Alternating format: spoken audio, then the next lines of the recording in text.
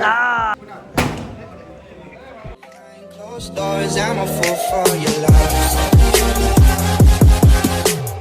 Guys, ইণ্ট্ৰ বনোৱা সময় নাছিল কাৰণে ডাইৰেক্ট ওলাই আহিছোঁ বাহিৰত।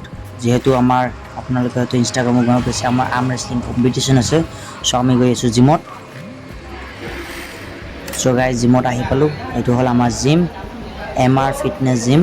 এইখন চাওক গাইজ, ইয়াতে আমি ডেইলি জিম কৰোঁ আৰু ইয়াতে হ'ব আজিৰ কম্পিটিশ্যন। এইটো হ'ল আমাৰ টেবুলখন, মেটচবিলাক ইয়াতে হ'ব, গোটেই মেটচবিলাক। আৰু গাইজ আশা কৰোঁ আপোনাৰ ভাল লাগিব, চাই থাকিব। আৰু গাইজ ৱেইট জোখা আৰু ৰেজিষ্ট্ৰেশ্যন ষ্টাৰ্ট হৈ গৈছে। আৰু বহুত সময় আমি ৰেজিষ্ট্ৰেশ্যন লোৱাৰ পিছত আমাৰ ৰেজিষ্ট্ৰেশ্যন কমপ্লিট হৈ গ'ল। আৰু গাইজ মোৰ মাইকটো বেয়া হোৱাৰ কাৰণে ভইচটো বেছি ভাল হোৱা নাই, চ' প্লিজ অলপমান এডজাষ্ট কৰি ল'ব। হজৰত, আমাৰ চিফ গেষ্ট, কি খবৰ? ভাল? তো কি চলি আছে বৰ্তমান? এতিয়া মানে জইনিং হৈ গৈছে। জইনিং হৈ গৈছে। লিষ্ট বনাই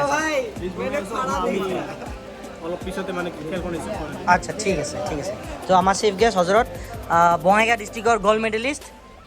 আৰু এইফালে আমাৰ এটা দাদা, বহুত ভাল এক্সপিৰিয়েঞ্চ প্লেয়াৰ হয়। দাদাৰ নাম কি? গীতয় মালক। গাইজ আপোনালোকে চাব পাই আছে প্লেয়াৰ্ছ বৰ ৰেডি। এইখন আমাৰ টেবুলখন। আৰু আপোনালোকক অলপমান বাহিৰৰ ভিউ দেখাই আছোঁ, ৰ'ব। এইটো চাওক গাইজ, বাহিৰৰ ভিউ আমাৰ জিমৰ পৰা। আৰু এইটো মোৰ ভাগিনা।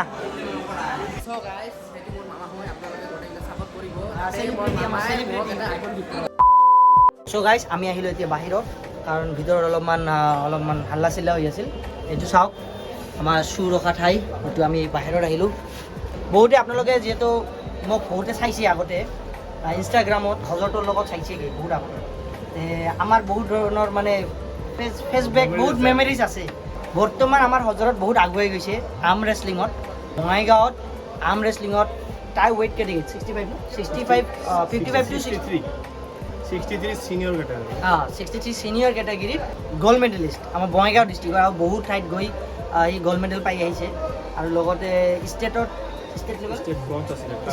ষ্টেট লেভেলত ব্ৰঞ্জ আছিলে।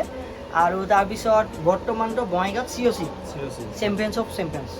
চ' গাইজ আশা কৰোঁ আমাৰ হজৰত এনেকৈ আগুৱাই গৈ থাকিব। এইটো যে অৰ্গেনাইজ হৈছে আমাৰ ইয়াত, সৰুকৈ ষ্টাৰ্ট কৰিছোঁ প্ৰথম, বাট আশা ৰাখিছোঁ যে নেক্সট টাইম আৰু ডাঙৰ কৰিম। তো আমাৰ ইয়াত চিফ গেষ্ট হিচাপে আমি হজৰতকে মাতিছোঁ, যিহেতু হজৰতৰ এক্সপিৰিয়েঞ্চ আছে। আৰু মোৰ ইফালে আছে সৰু ভাইটি চাকিৰ হুছেইন, ইও বৰ্তমান আৰ্ম ৰেচলিঙত নামিছে।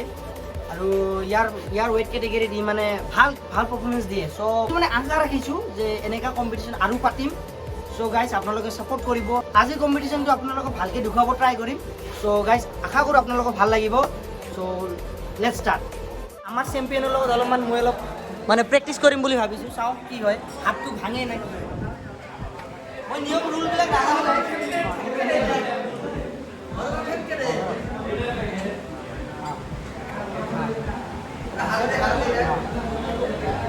গাইজ হাতটো দেখি কি লাগে, কি হ'ব?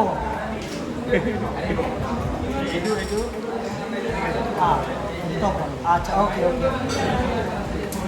আচ্ছা গাইজ, মোৰ দ্বাৰা নহ'ব, মোৰ হাত ভাঙিব মন নাই। চ' গাইজ ইয়াত গোটেইবিলাক আহিছে, ইয়াতে বৰ্তমান ৰুল ৰেগুলেশ্যনৰ কথা চলিব। চবেই পাইছে। ফাৰ্ষ্ট অফ অল কেইটামান বেছিক ৰুল আছে আৰু কেইটামান ফাউলো আছে, যিহেতু দেখা যাইছে চব বিগিনাৰ। ত' ফাৰ্ষ্টত ৰুলকেইটা বুজাই দিম। ত' আপুনি মোৰ লগতে আছে এজন, আপুনি আগত টেবুলত পজিশ্যন ল'ব লাগিব। আপুনি যেনেকৈ এনেকৈ লয়, অলপ এনেকৈ ল'ব, কাৰণ ইয়াতে হাত ভাঙা ৰিস্ক বহুত, যিহেতু নাজানে আপোনালোকে। ত' এতিয়া ৰুলটো হ'ল ফাউল কেইটা কম দুটা ৱাৰ্নিং হ'লে এটা ফাউল, আৰু দুটা ফাউল হ'লে আপুনি যদি খেলা জিতিলেও আপুনি হাৰি যাব, দুটা ফাউল হ'লে। ত' ৱাৰ্নিং কেনেকৈ হয়, আপুনি যদি গ্ৰিপ লৈ আছে, গ্ৰিপ লোৱাৰ সময়ত যদি এতিয়া ৰেফ্ৰিজ গ্ৰিপ হয়, ৰেফ্ৰিজ গ্ৰিপত যদি আপুনি ৰিগ্ৰিপ কৰি আছে, তাহলে ৰেফ্ৰি আপোনাক ৱাৰ্নিং দিব পাৰে। আৰু ৰেডি কৰাৰ আগত যদি আপুনি মাৰি যায়, পিনৰ ওচৰত লৈ যায় বা কিবা এটা মুভমেণ্ট কৰে, তাহলে ৱাৰ্নিং দিব আপোনাক। দুটা ৱাৰ্নিঙত এটা ফাউল হয়, আৰু দুটা ফাউল হ'লে আপুনি গেমটো হাৰি যাব। জিতিলেও হাৰি যাব, আৰু যদি নিজিতেও তাও হাৰি যাব আপুনি। ত' ইম্পেক্টটা হৈছে আপোনাৰ বৰ্ডাৰ। ইয়াৰ পৰা আপুনি যদি এলবটা উঠায়, চাপ'জ এনেকৈ খেলি আছে অলপ দিয়া, এনেকৈ উঠাই দি ফাউল হ'ব, এটা ফাউল।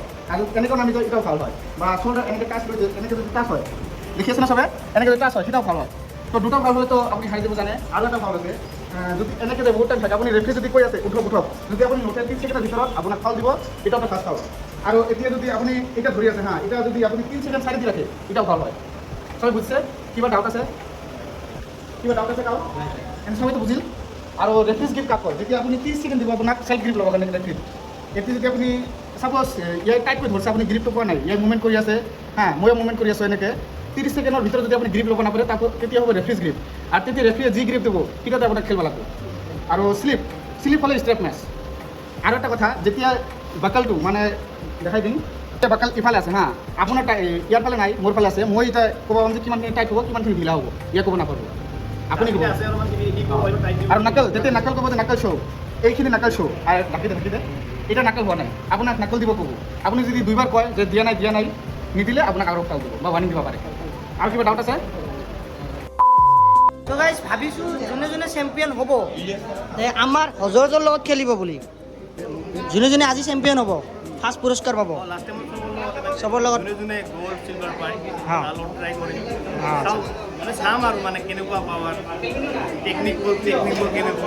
চ' গাইছ এতিয়া গামোচা পিন্ধোৱা হৈ আছে আমাৰ ভাই মোবাইল কেয়াৰ অনাৰ আৰু আমাৰ এই খেলখনৰ স্পনচাৰ আৰু লগতে MR ফিটনেছ জিমৰ অনাৰ আৰু এই খেলৰ স্পনচাৰ আৰু আমাৰ স্পেচিয়েল গেষ্ট হজৰত ক্লেপ guys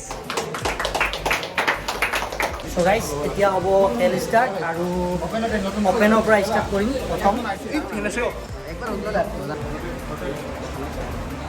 Ready go. Ready go. Ready go. Stop. Winner. চ' গাইজ বৰ্তমান 65 টু অপেন কেটেগৰীত ফাইনেল হ'ব চ' চাই থাকিব Ready go.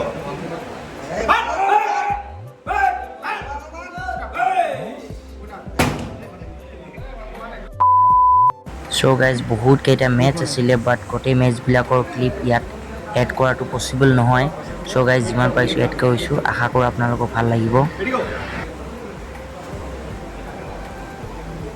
Stop. Winner. বঢ়িয়া নাইচ মেটচ আৰু গাইজ এইখন হ'ল 55 টু 65 কেটেগৰীৰ ফাইনেল চ' চাই থাকিব স্কিপ নকৰিব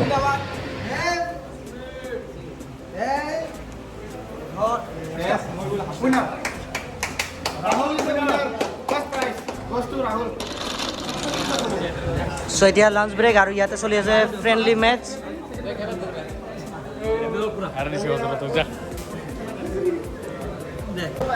চ' আৰু এটা ফ্ৰেণ্ডলি মেটচ হ'ব গৈ আছে Our Guruji category. নাম কি সত্তৰ আলী এইফালে আমাৰ COC Ready go. বাপে ৰিমেশ নেকি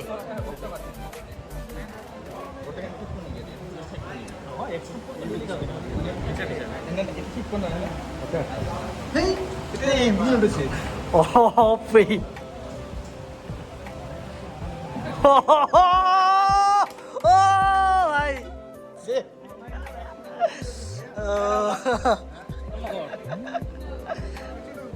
চ' এতিয়া আমাৰ কিমান কেটেগৰী অপেন কেটেগৰী ফাইনেলৰ লগত খেলিছিল এতিয়া খেলিব 55 টু 65 কেটেগৰীৰ ভিতৰত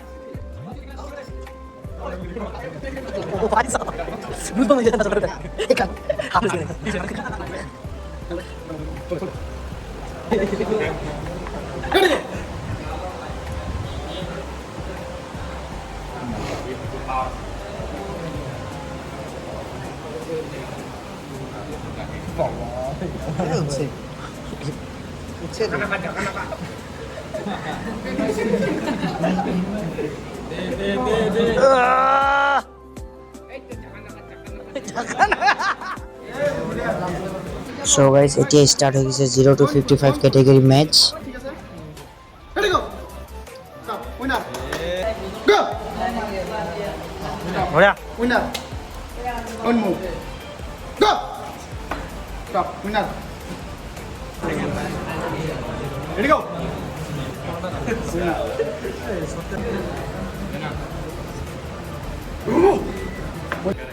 আৰু এইটো গাইজ আমাৰ 0 টু 55 কেটেগৰী ফাইনেলিষ্ট আৰু লগতে হজৰতৰ লগত ফ্ৰেণ্ডলি মেটচ চলি আছে চ' গাইজ এতিয়া প্ৰাইজ বিতৰণি হ'ব চ' চাই থাকিব Sattar Ali club so' clap guys 55 to 65 কেটেগৰীত প্ৰাইজ দিয়া হ'ব ফাৰ্ষ্ট পাইছে আমাৰ ৰাহুল খান ক্লাব 0 to 55 কেটেগৰীত ফাৰ্ষ্ট প্ৰাইজ পাইছে অভিজিত মানক